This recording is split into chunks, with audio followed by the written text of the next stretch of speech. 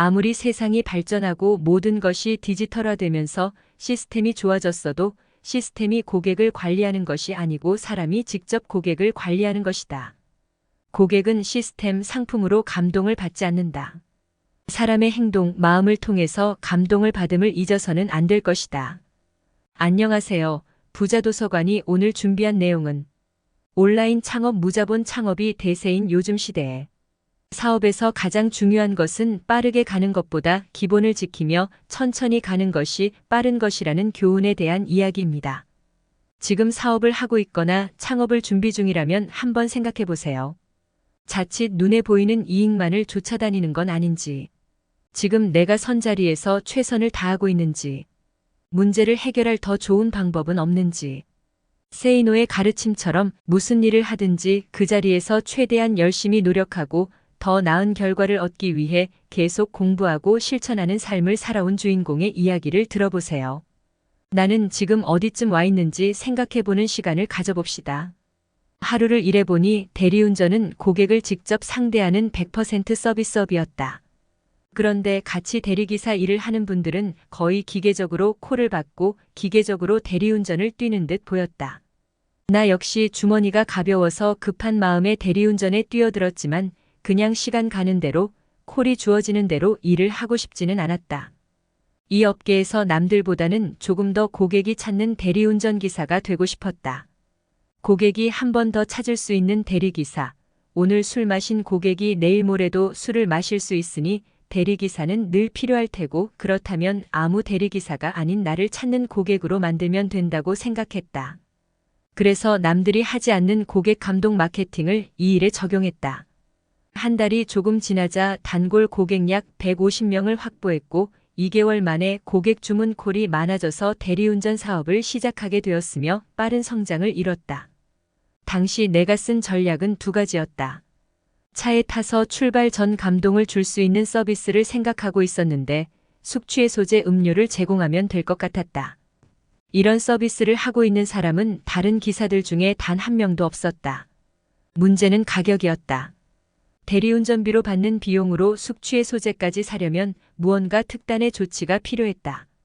도매회사에 찾아가서 박스 단위로 구입한 결과 약국에서 2,000원에 파는 숙취해소제를 개당 대략 300원에 살 수 있었다. 이후부터 나는 차주에게 키를 받으면 출발하기 전 숙취해소제 음료를 서비스로 제공하면서 인사를 드렸다. 고객들은 아니 무슨 대리기사가 이런 숙취해소제 음료를 주냐? 라고 하면서 큰 감동을 했다. 옆에 타는 일행이 있다면 그 일행에게도 나는 똑같이 제공했다.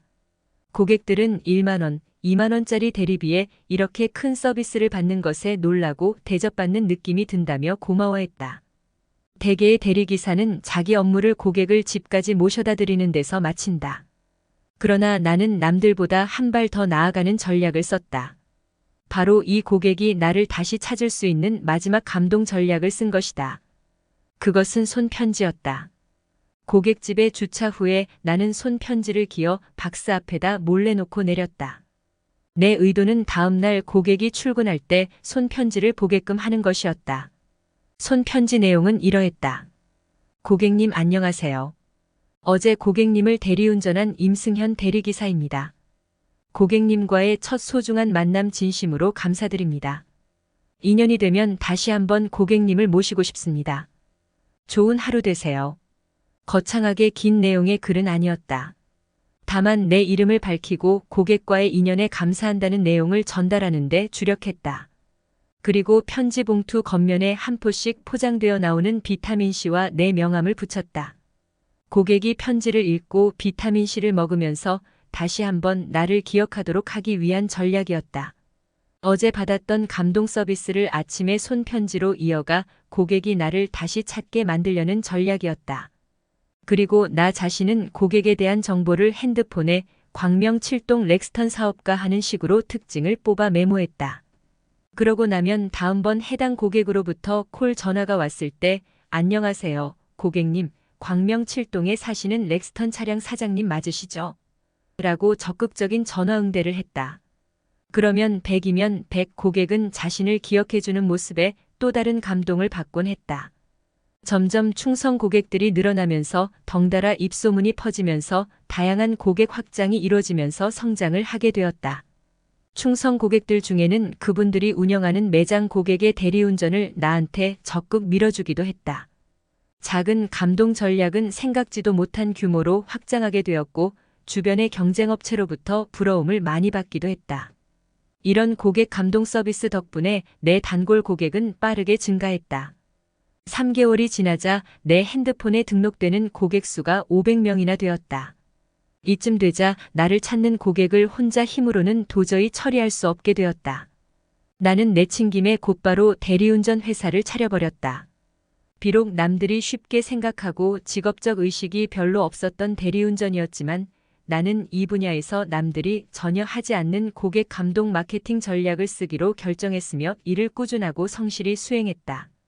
내가 불과 3개월 만에 대리운전 사업까지 창업을 하게 된 것도 다 이런 전략과 꾸준함 덕분이라고 생각한다. 오늘 소개해드린 내용은 책 살아남는 비법을 알려주는 임사부의 창업 노트의 내용입니다.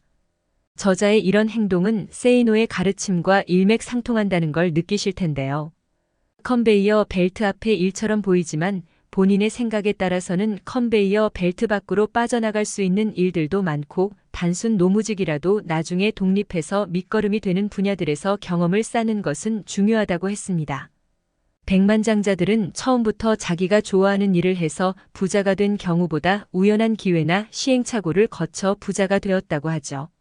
어떻게 하다 보니까 하게 된 일에서 기회를 포착하고 그 일을 사랑하고 즐김으로써 능력과 적성을 한껏 발휘할 수 있는 일로 바꾸어 버렸던 것입니다.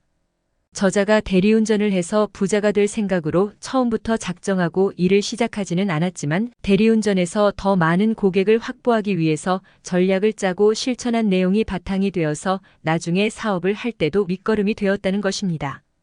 중요한 것은 어느 분야에 발을 내밀든 간에 그 분야에서 귀신이 되고자 노력하는 사람은 성공할 수밖에 없다는 것이죠. 그러기 위해서는 무슨 일에 뛰어들든지 간에 모든 관련 지식을 책을 통해 공부하는 것은 언제나 필수입니다. 역시 오늘도 결론은 꾸준한 공부와 독서 습관이 승리의 바탕이라는 거죠. 워런 버핏의 말을 생각하면서 오늘 부자도서관이 준비한 내용을 마칩니다. 어떤 일을 특출나게 잘하는 능력을 키우는 것이 최고의 투자다. 오늘 영상이 도움이 되신다면 좋아요와 구독 부탁드립니다. 감사합니다.